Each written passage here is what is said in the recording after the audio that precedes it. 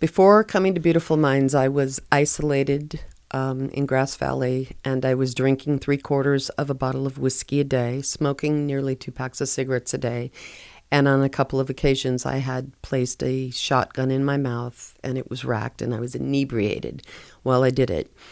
The one wrong move, and there wouldn't be a me sitting here telling this today.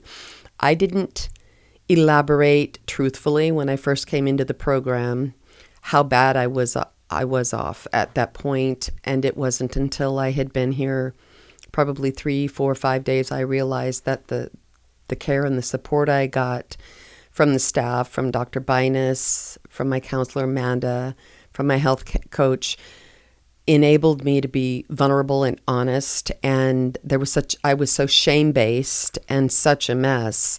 I had originally gone to my physician, and he casually asked me how I was doing, and I began to sob and tell him that I was extremely depressed. I'd been laid off of my job, COVID had hit, among other stresses in life.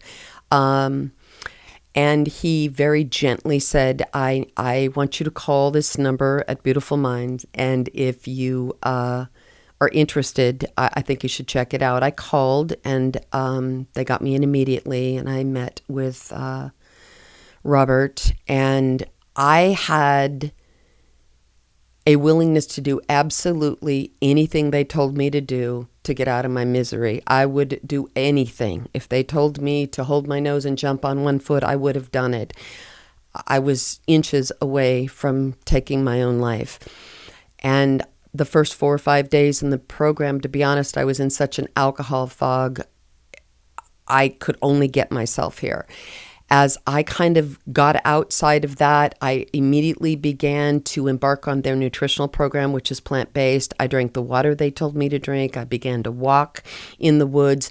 I was amazed at how quickly my body began to respond and my mind followed pattern. Within a matter of a week, things began to shift and change for me. The information I was getting gave me a format and a foundation to begin to deal with my stress and my anxiety, which inevitably began to affect my depression, and that began to dissipate. I was getting no human contact outside of this program. When I went back to Grass Valley, and prior to the program, I was completely isolated. I began to see how incredibly dangerous and destructive that isolation was to my life, how it factored into my depression being as severe as it was. I learned things in here that have completely changed my life in 15 days. I have hope. I feel terrific. I feel healthy. I walk 3 to 5 miles a day. I swim 45 minutes every other day. I'm excited about life. I want to choose life. For everything, that acronym has taught me so much about how to live. They are principles to living, and I only wish I had have embarked on this program a long time ago, but that was not in God's perfect timing. The one thing I don't want to lose is my walk with God, because a secular program will be very short-lived for somebody like me. I need God. I need the principles of God. I need the principles and the tools that this program has given me. So that's where I was before I came in here.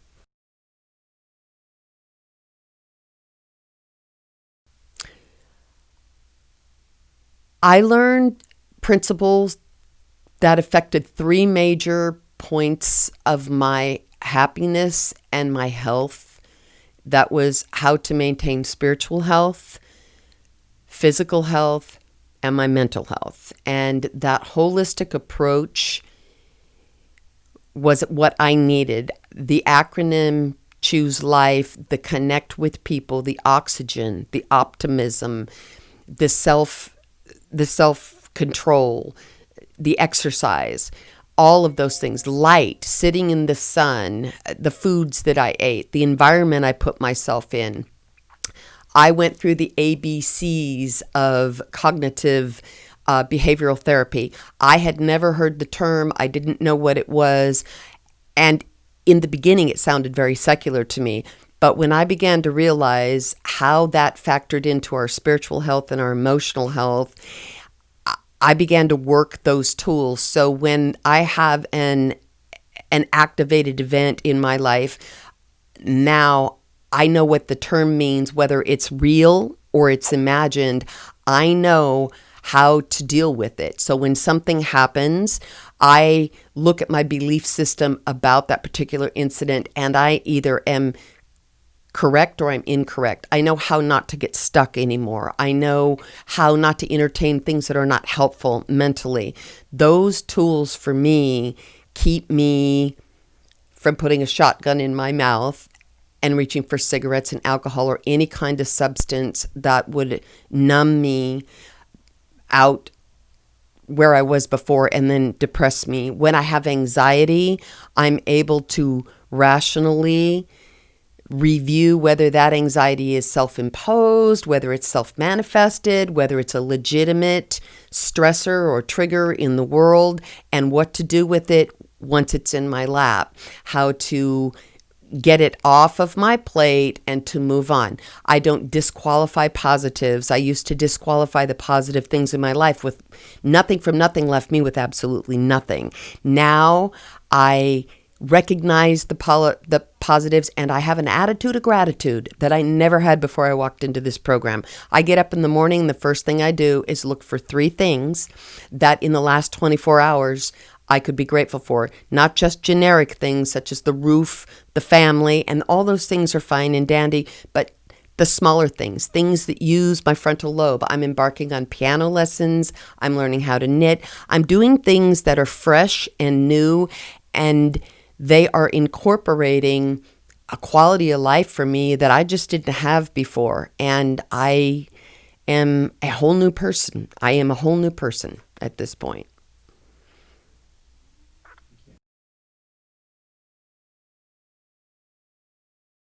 I'm going to seek employment, but not just any employment. I want to get a job that is a good fit for me. In the past, I've pretty much taken the first thing that was offered to me, and I did my best at it, and I've never had a lot of problems in the workforce. I enjoy working. It's productive. But this time around, I'm going to begin the coaching program starting November 2nd, and I am going to go get a job that is a really good fit for me, something that I can contribute to on a more humanitarian level, something that utilizes my internal skill set versus just my manual physical skill set. I'd like to stick with something over the next 5 to 10 years and build more of a career base for myself.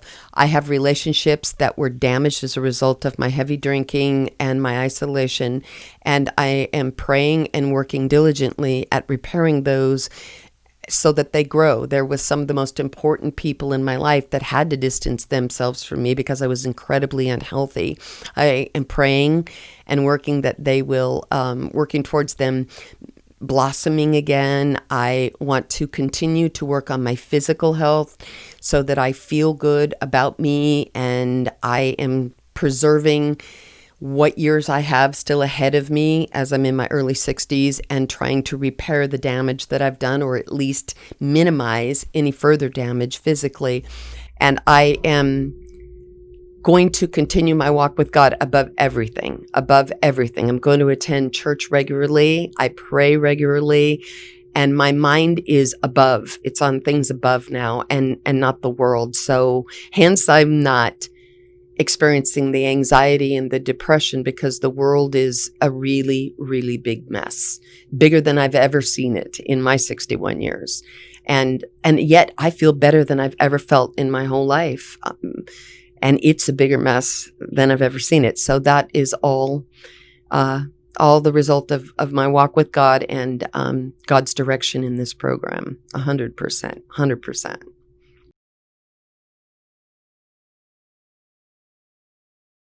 I worked the program. The foundation for the program is on target. It's all biblically based. It combines the physiological attributes of man in our physical form with our spiritual needs and our spiritual capacity and what God created us to do.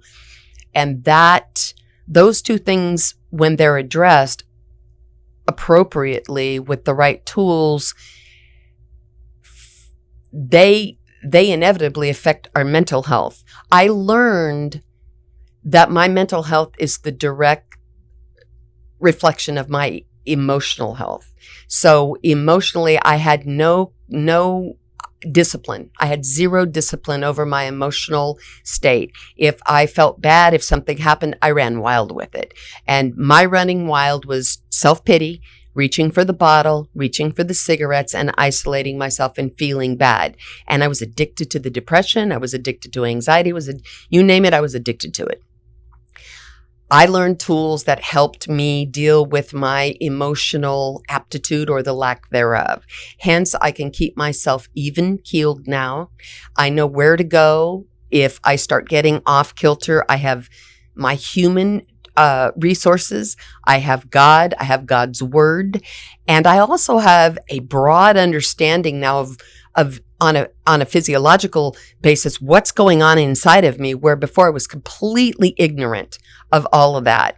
And I just feel empowered, and I feel like I've got the wheel, and I'm not going over the cliff. I can come close. I can go up, I can go down. I mean, just in terms of the windy roads in life, without a flat, without going over the edge, without running out of gas. And I feel terrific. And I had no clue that I could live like this. No clue I could even feel like this. I owe this program everything. I am so grateful. I'm just eternally grateful. Love it. Loved every day of it. It was worth every minute of the investment.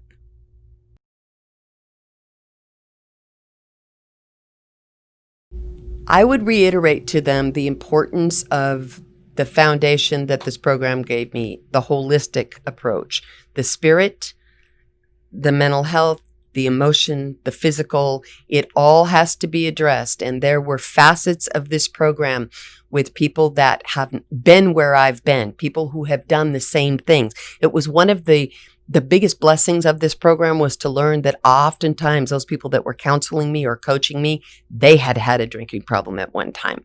They had thought about suicide at one time. So they are not academically inclined or intellects that were educated on a higher education level that came in to preach or to draw up programs for me and had never engaged in addiction or suicidal thoughts. They'd been there, done that, and got that t-shirt. I was so comforted. That is one of the biggest things that allowed me to be honest about how bad and how much I was drinking and how often I had entertained suicide and how miserable I was. And I really grabbed onto that. So I would tell anybody that felt like they don't even have to be to the extreme that I was. If you are depressed, if you're feeling anxious, if you're feeling lonely, if you're feeling isolated, hopeless, you don't have to feel like that. You can enroll, you can come in, and there are people there that will give you the skills to utilize, and you can get outside of that mindset and completely change the way you're living. And when that changes, your mind and your spirit goes with it. And that relationship with God is everything. I know the Lord led me here. I know he did. And that day at the doctor's office, the doctor knew more than I did and gave me that breadcrumb. And then the next crumb was laid down, and like a bird, I just hopped into the nest. And you got to be willing to do what they tell you to do, and you will reap the rewards tenfold beyond. I couldn't even imagine that I would feel this great. At best, I had hoped I could get the drinking off out of my lap. The addictions, the physical addictions, pretty much were what I had prayed I could offset, because I thought I'll do the rest if I can just get rid of that. And I have gotten so much more than I ever imagined I would get out of all of it. They were this small in comparison to the rest. And I've zero desire to go back to that way of life, to that way of thinking or feeling or living. That wasn't living. That was just the walking dead. And I was really just literally this close to physically being dead. but it has changed everything. My husband said within 10 days, he's like, this is a person I haven't seen in 20 years. And he was amazed at the changes that took place in such a brief period of time. But you got to be willing to do it. You got to be willing to do what they tell you to do and be willing to work it. You have to. And that's your responsibility to yourself. And if you're miserable enough, you'll do just about anything to get out of it.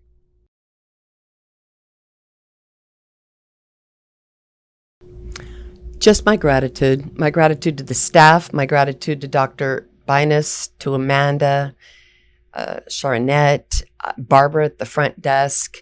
Everybody the staff was incredibly supportive and kind. There wasn't a day I walked in that they weren't 100%, 150% there for me. And there were times, especially in the beginning, that I was crying so hard in the initial orientation, the one-on-one, before I jumped into the IOP program, that I couldn't even breathe.